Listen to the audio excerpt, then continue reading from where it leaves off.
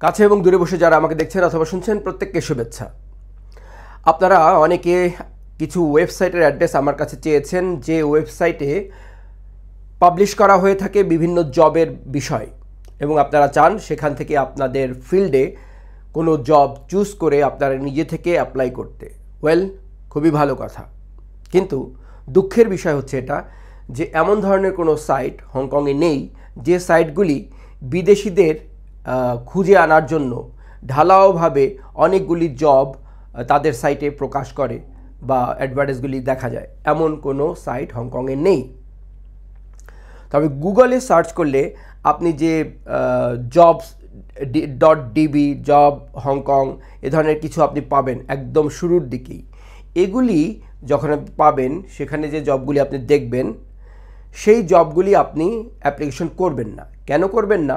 ওইগুলি only meant for Hong Kong people.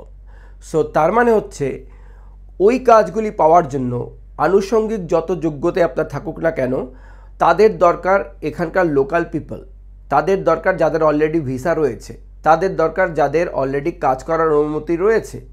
So এইসব company visa দিয়ে আনার যে একটি প্রসেসিং, সেগুলির মধ্যে যায় না। তারা শুধু লোকাল পিপলকে হায়ার করে। লাইক আপনি একজন হংকংয়ের নাগরিক, আপনি কাজ চাচ্ছেন, আপনি দেখলেন সাইটে অ্যান্ড আপনি অ্যাপ্লিকেশন করে দিলেন, অনলাইনে করে দিলেন বা গিয়েও করলেন। তখন তারা আপনাকে একটা ইন্টারভিউ নেবে এবং কাগজগুলি দেখবে, এবং সবচেয়ে বেশি যে জিনিসটি দেখবে সেটা হচ্ছে হংকংয়ের আইডি।